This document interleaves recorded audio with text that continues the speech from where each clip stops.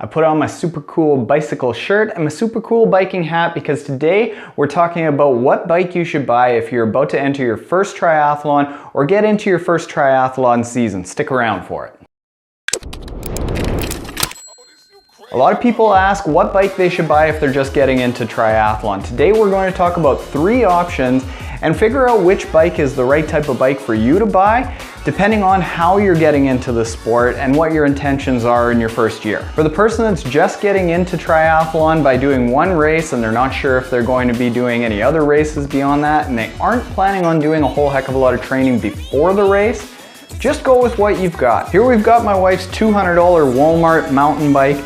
I would have no hesitation to recommend that somebody just go with whatever they've got sitting in their garage, or they could buy from a friend. The only real downside to this is that you're going to feel a little bit silly walking past all the $10,000 and $15,000 bikes in the transition zone. It's not like it's going to hurt you, you just need a little bit of guts to suffer through that feeling of being a little bit out of place in your first race. It's not a big deal. And if anyone looks down on you for showing up with a bike like this to your first race, tell them to piss right off, because that's just stupid. At least you're getting into the sport.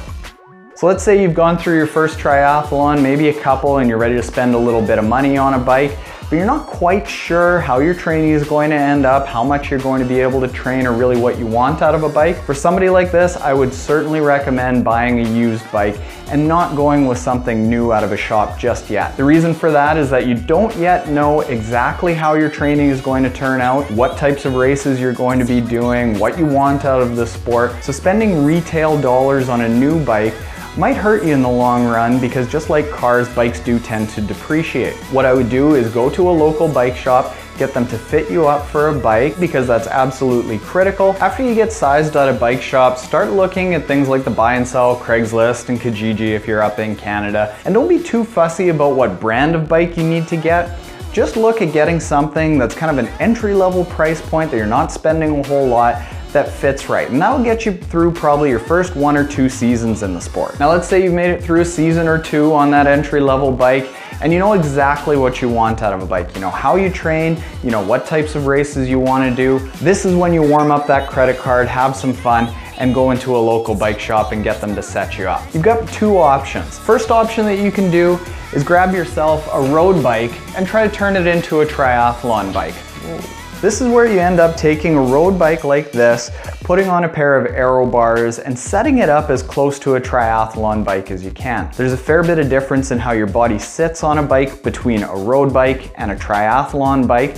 So I would recommend that if you do go that route, get an aero road bike like a Cervelo S5 or a Specialized Venge, and any good bike shop should be able to set up that road bike pretty close to what a triathlon bike is for. This sort of strategy works really well for somebody who tends to ride a lot in a group, because a road bike has excellent handling skills. All of the controls are up on the handlebars in one area. You can brake, you can shift up and down as you need, so it's just much safer for riding in a group. But strapping on some aerobars to a road bike and using one for a triathlon is perfectly acceptable. It really just depends on what the majority of your riding outside of the sport is like. But let's say you're a triathlete through and through, you ride by yourself, not in a group, it's basically just solo miles, getting prepped for your next race. That's when you start getting into the pure aerodynamic triathlon bike that is made for nothing but going very fast in a straight line. That's what it's great for.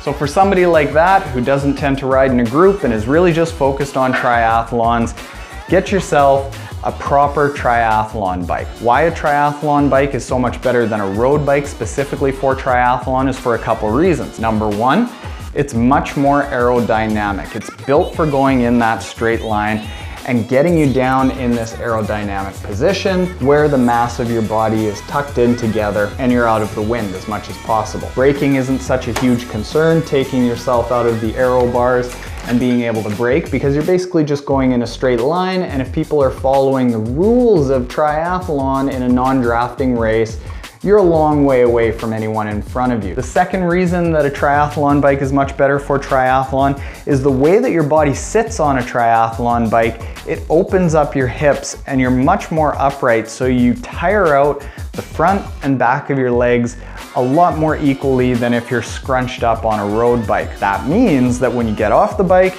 you're going to be fresher for the run.